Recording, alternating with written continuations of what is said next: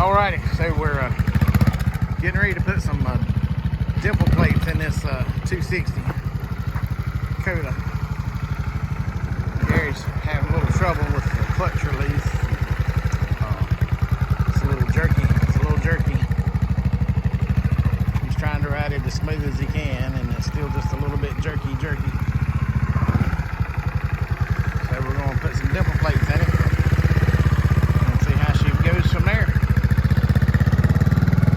So the first thing you do, we drain the clutch oil, and you take off your outer basket and your springs.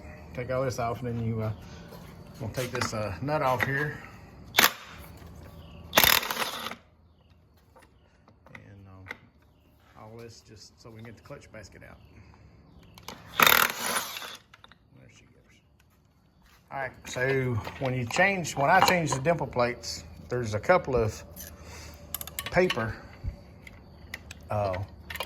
fibers on this thing that we're going to swap out, and I've got them soaking in oil right here.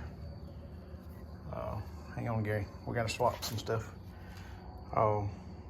And so anyways, I got everything just in the oil, but I got the new fibers soaking in the oil here, just so they'll be saturated and ready to go. All right, so your inner and outer, or the cork fibers, we're swapping with this, and so it'll be the same as the other. We're just going to get rid of those altogether. And then put two more of the regular ones in there. So the reason that people call these dimple plates is you see they got little bumps in them. And all it does is it allows it to carry more oil in between the plates, and it allows them to slip a little bit more and not be as grabby. There's a couple of different methods. You can try to put everything in there and do it one way, or you can just pull the basket out here, or not the basket, but this inner piece, and stack them in this way, and then slide it on there so they're all lined up.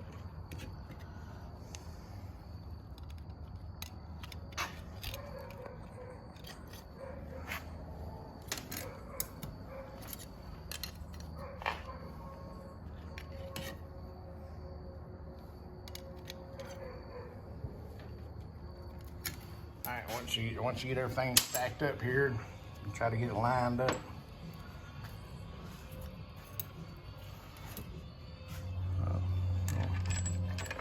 Shove her back in there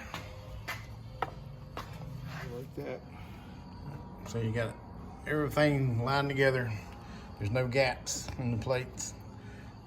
Make sure everything's seated to where it's supposed to be. Gary, get a little hot tip there. You put you a couple of screws in there so you can handle it. Hold that as you're shoving it in there. Just a little wiggle, little jiggle.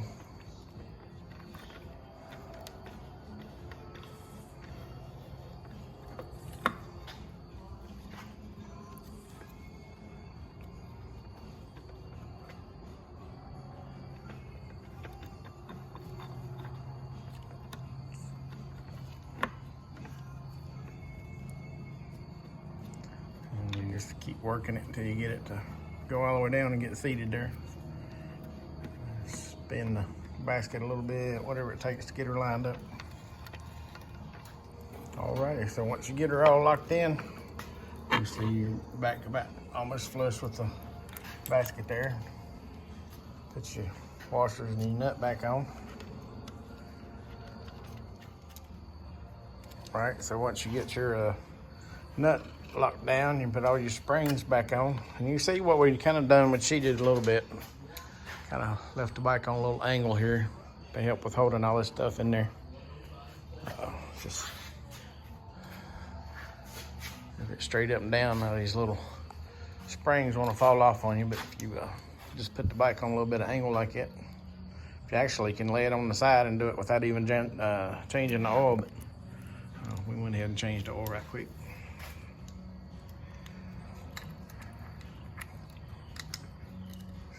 You just get your springs back in there, everything tightened back down. Throw your bolts back in, get those torqued down, and then throw the side cover back on it, fill her back in oil, and then you're ready to go. All right, so just get all your side bolts in, get them snugged up, and we're gonna pour a little oil in it. be ready to go. You want to come around here and put your drain plug back in. We've been letting it drain this whole time. So we'll go ahead and put that drain plug back in. And then come over here and add the oil. It's 570 cc's of oil. And you know, you hear a lot about the F oil, but we've had really good luck with this Diamante Tech Racing oil. This is a oil that I sell. It's only $20 a quart, $80 a gallon, and I've had really good luck. I've actually run some extended changes on my bike just to see how well it holds up, and it does very well. If you want to change for preventative, you can change it every 2 oil changes.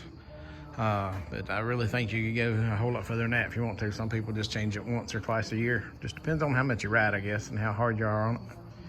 But this oil holds up extremely well. Alrighty, once we got it all put back together, bring it outside, fire it up, work the clutch a little bit.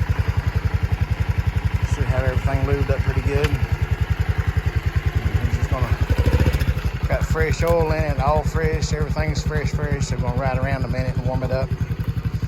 But you should be able to immediately see how smooth it is, and it's not jerky. It's just super smooth now.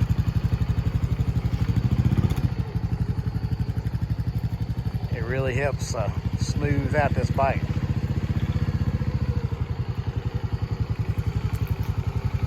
And that was the Dimple plate change. This is a 2018 Montesa 260 Cota.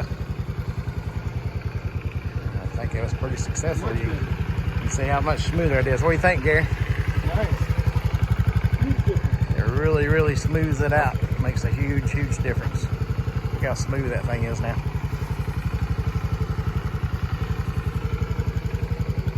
He's not all jerky on it. It was like doubles the slip on it, so the bike's not grabbing and jerking. We appreciate that. Watching our videos, and y'all come see us at Gwen Motorsports Trials Training Center sometime. You can see I'm going to look right here and shoot out across the yard. We have a lit course. This is just a lot of playground stuff we have out here. There's about 50 yards of the course that's lit. So even in the winter time we ride year round here, we're never without riding. You can see how far that goes way out there. But we have a whole lot. This is only like 10% of the riding area that we have. Y'all come see us. Yeah, Gary's fired up now. He's wanting to do some try some work on our magic stump here.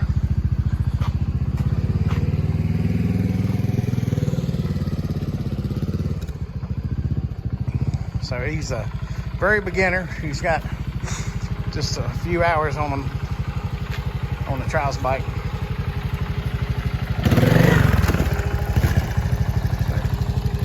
This smooth clutch thing is really going to help him control this thing. He's already excited about the next time he rides. Alright, so Gary just keeps on to ride this thing now that he's smooth on it.